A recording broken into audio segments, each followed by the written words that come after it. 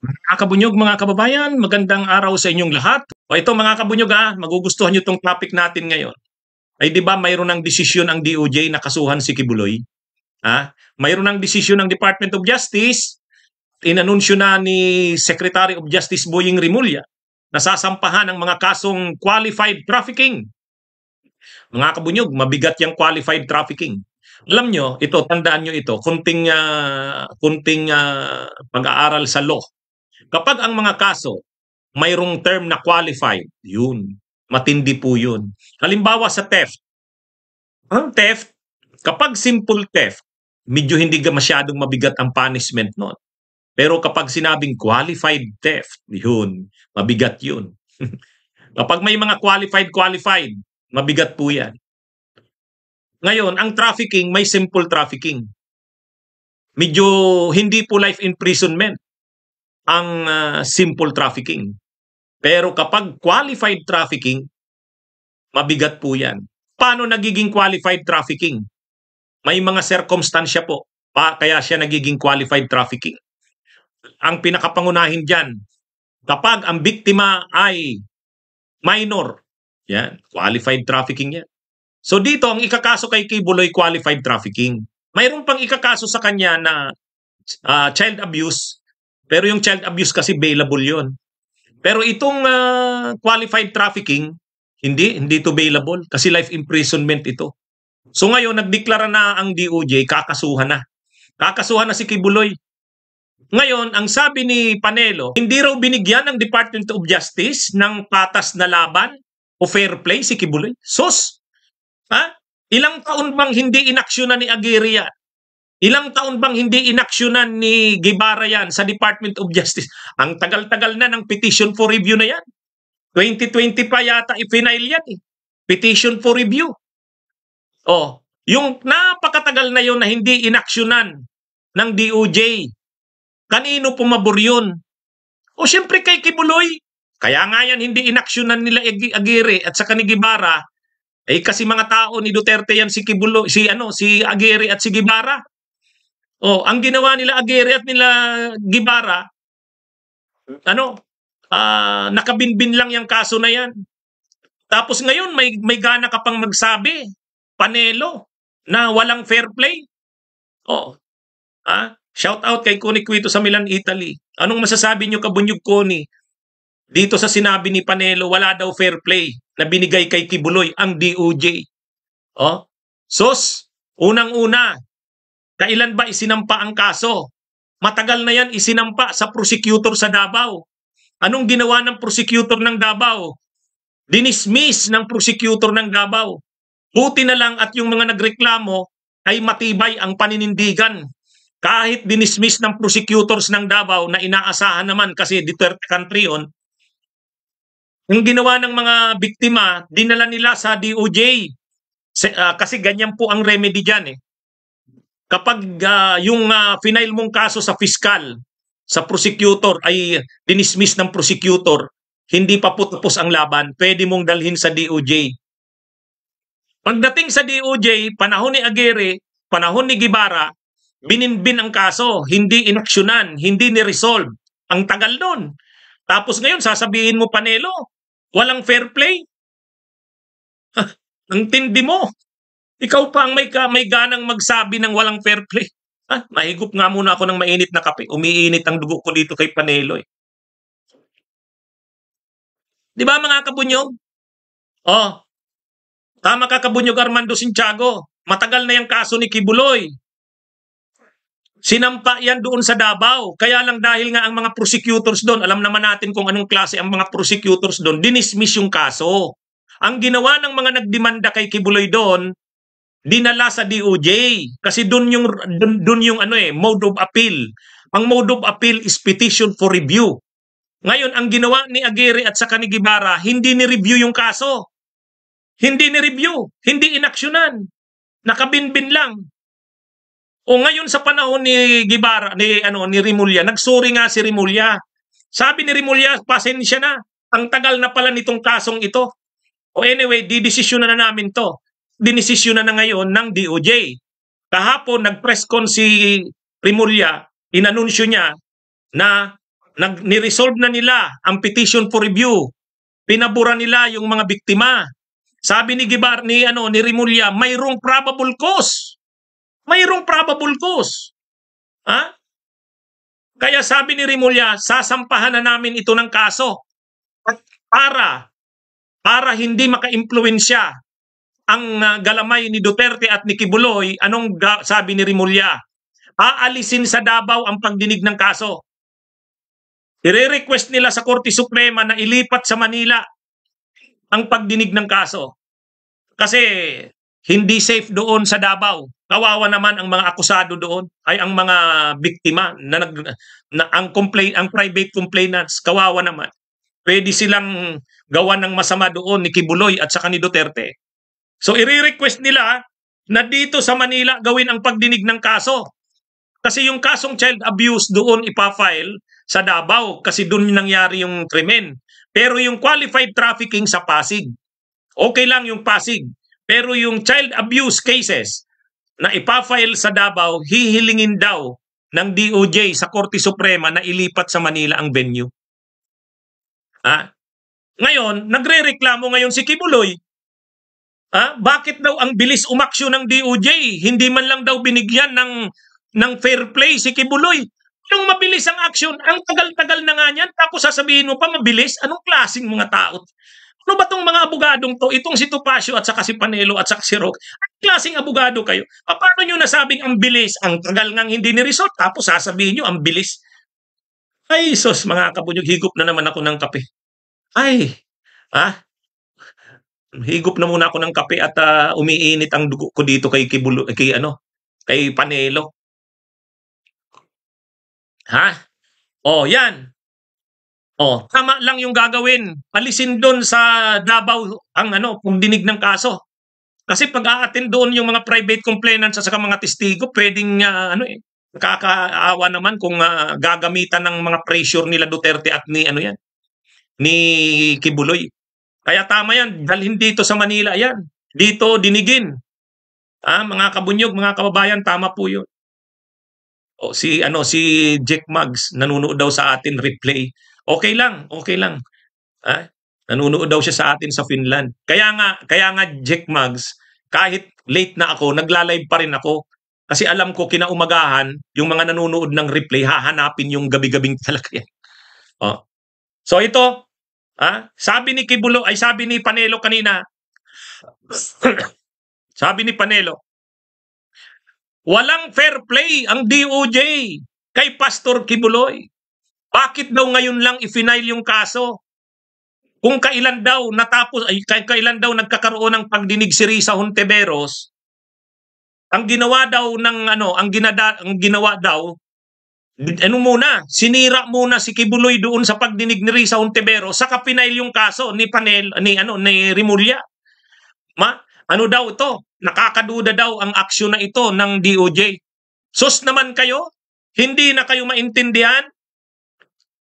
Kapag hindi nagpa-file ng kaso sa korte, sasabihin nyo, mag-file na kayo sa korte. Bakit dyan kayo sa Senado nagkakaroon ng hearing?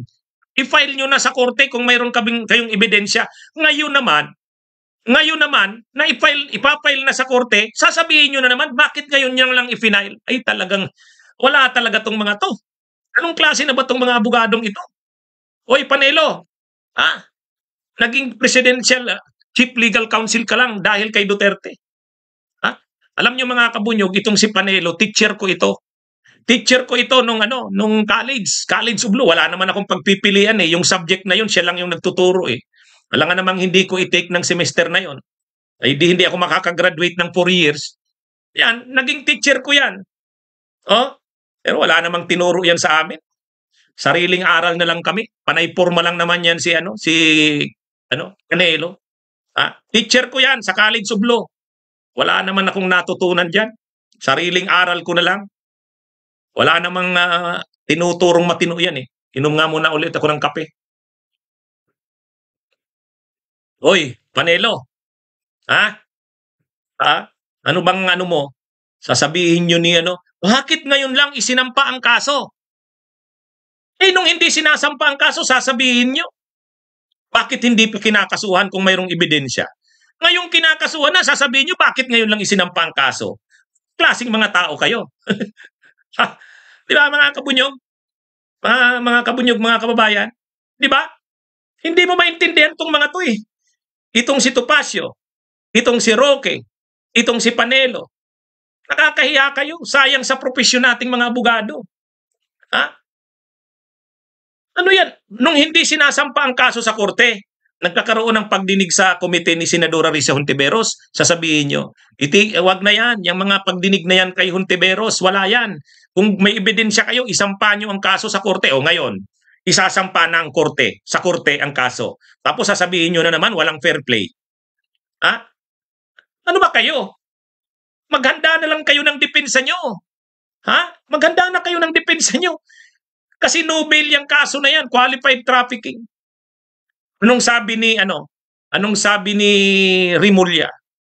Ni-review namin ang masinsinan, ni-review namin ang masinsinan ang mga final na reklamo kontra kay Pastor Kibuloy at sa kanyang mga kasamahan at na talagang may nakita kaming matibay na ebidensya. Sabi ni Rimulya, walang personalan to, trabaho lang. Kaibigan ko si Pastor Kibuloy. Pero sa pagkakataong ito, kailangang maisampa ang kasong ito. Yeah. Medyo alam nyo, itong si Rimulya, minsan matino din to eh. Tayo naman, pag mga tama naman yung ginagawa, okay, saluduhan natin. Sa punto na yan, saluduhan natin si Rimulya. So ngayong nakasampa na yung kaso, sasabihin naman nila, Panelo, walang fair play. Mga kabunyog, mga kababayan, yung napakatagal bang panahon na nagsampa ng reklamo ang mga biktima, pagdating sa Davao, dinismiss ng prosecutor. Dinismiss. Ginawa ng mga biktima, dinala nila ang petition for review, nag-file sila sa DOJ, nakabinbin ng matagal sa DOJ, ang tagal, hindi inaksyonan, hindi ni-resolve. Ngayon lang ni-resolve. Tapos sasabihin mo, Panelo, walang fair play? Sos! Anong klase ito? Anong klase itong kung walang fair play, yung tagal na yon, nung dinismiss sa prosecutor, nagreklamo ba kayo? Hindi kayo nagreklamo. Kasi pabor sa inyo yung desisyon. Dinismiss ng prosecutor eh. Nung hindi inaaksyonan nila Aguirre at nila Guevara, nagreklamo ba kayo na walang fair play? Hindi. Batiin natin si Jun Evidente. Hi Jun, kumusta? Di ba mga kabunyog, mga kababayan? Ngayon na hindi pabor sa inyo yung petition for review, binaliktad ng DOJ yung desisyon, sasabihin nyo walang fair play? Ay sos, higop na naman ako ng kape. So, ngayon, ang Diyos ay gumagalaw sa misteryosong paraan. Di ba? Nung matapos ang eleksyon ng 2022, nakaupo si Marcos at si Duterte, sabi natin, kawawa naman ang Pilipinas, ano na ba to? Diyos ko, ano bang ginawa mo sa bansang ito? Yung pala may ibang plano. May ibang plano pala ang Panginoon. May ibang plano. Yung gusto nating mangyari na papanagutin sila Duterte, papanagutin sila Panelo, ay si Kibuloy, matigil ang ginagawa ng SMNI, mangyayari din pala sa panahon ni Marcos sa ibang paraan. O yan, God works in mysterious ways. Praise the Lord. Praise the Lord. Talagang hindi natutulog ang Diyos. Binabantayan niya rin ang Pilipinas. Kaya ito mga kabunyogo, galit na galit sila ngayon. Galit na galit sila Kibuloy. Galit na galit sila Panelo. Galit na galit yung rally kahapon. Nagsalita si Panelo, nagsalita si Topacio, si Roque, si Celes, si Badoy. Nagsalita sila lahat. Galit na galit sila kay Marcos. Sabi nila, ano daw, ginigipit daw ang SMNI. Ginigipit daw si Kibuloy. Kapag ibang tao ang ginigipit, nagrereklamo ba kayo? Wala. Ngayon, nakaranas din kayo. A dose of your own medicine. Di ba? Di ba, mga kabunyog? Dose of their own, dose of your own medicine. O yun, natikman nyo. Natikman nyo ang doses ng sarili nyong gamot, medisina. Tikman nyo ang gamot na kayo rin ang may kagagawan. Di ba? Ginamit nyo rin yan. So ngayon, nung si Laila de Lima, pinakulong ninyo, Panelo, tuwang-tuwa kayo, di ba? Kibuloy, anong sabi mo nyo noon, Kibuloy? Anong sabi nyo noon, Roque? Anong sabi nyo noon, Siles, Badoy? Lahat kayo.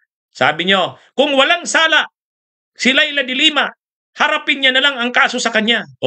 Hinarap ni Laila de Lima kasi talaga namang wala siyang sala. Alam ni Laila de Lima na darating ang panahon, mabibindicate siya na wala siyang sala dahil wala naman talaga siyang sala. Ngayon, yung mga may sala, ayaw humarap. Si Tebes, ayaw humarap.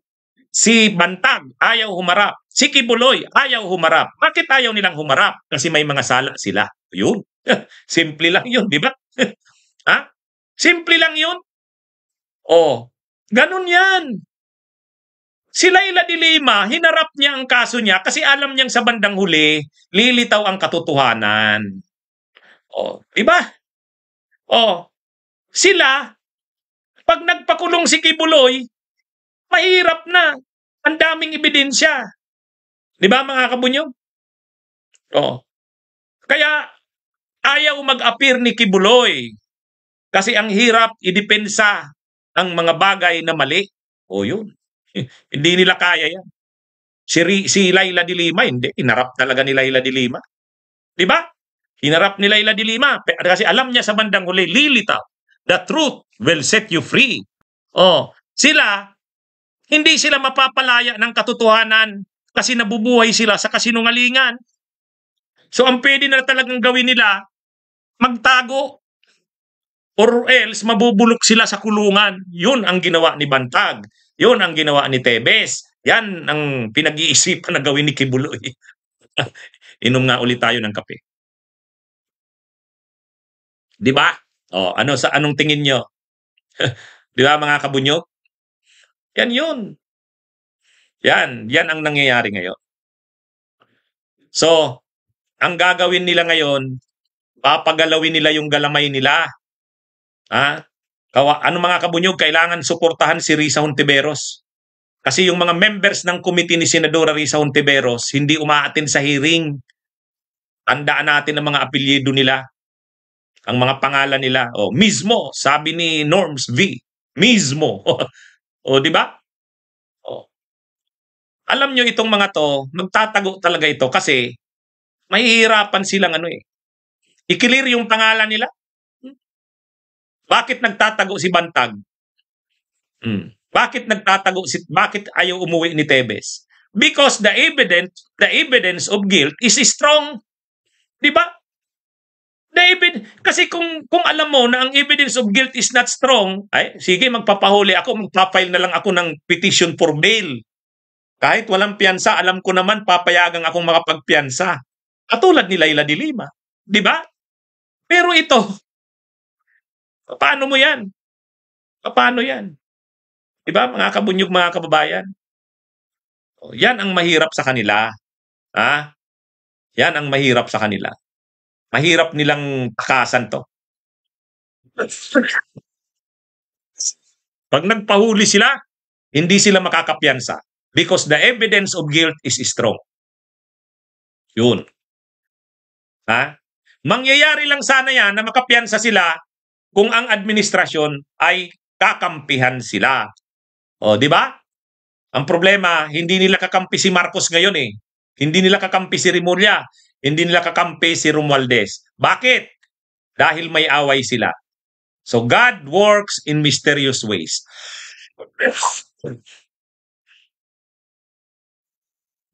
Di ba, mga kabunyog, mga kababayan? Okay. So, bangan nyo po, mayroon pa akong isang live after 30 minutes. Mayroon pa akong isang topic na i-discuss. Ito na po muna ang ating gabi-gabing talakayan. Ano ito? Salamat sa inyong patuloy na pagtangkilik ng aking mga talakayan. Ito po, gabi-gabing talakayan. Sabi ni Ronnie Lintag, guilty kasi kaya nagtatago. O yun, mahirap talaga eh. Kasi kapag nagpahuli sila, nagpahuli si Bantag, nagpahuli si Tebes, nagpahuli itong si Kibuloy, mahihirapan silang mabigyan ng bail because the evidence of guilt is strong. Ang nangyari lang na kahit ang evidence of guilt is strong kapag piyansa ka, kapag kakampi mo ang gobyerno. Oh, yan ang nangyari kay Enrile. Yan ang nangyari kay Jinggoy Estrada. 'Di ba? Nakapagpiyansa sila. Nung maupo na si Duterte, nakapagpiyansa na si Jinggoy dun sa klaso niyang plunder. Oh. Bakit? Eh kasi bagong administrasyon na, hindi na si Pinoy, si Duterte na. Oh. O 'di ba? Yan 'yun. Pero ito, mahirapan sila dito sa administrasyon ni Marcos, kaaway nila eh. Kaaway nila. Oh. Lilitaw pagsisara ng presidente. Totoo yan. Ang inihintay nila na magbago ng administrasyon, pagsisara na ang presidente. Kung si Sara ang maging presidente. Anyway, sige mga kabunyog, mga kababayan, nagpaalam na ako kanina. Babalik uli ako after 30 minutes. May isa pa akong live. Okay? Magandang araw po sa inyong lahat. Mabuhay po tayo. Bunyog, bunyog, halikan na kasama ka. Bunyog, kapag buklod ay may pag-asa. Luzon, Visayas, Mindanao, isa ang pananaw. Sa bagong Pilipinas ang bunyog isisigaw.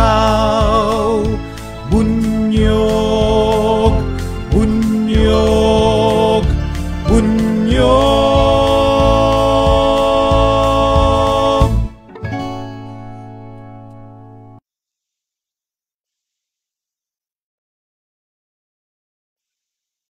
Bunyog, bunyog, halikan na kasama ka.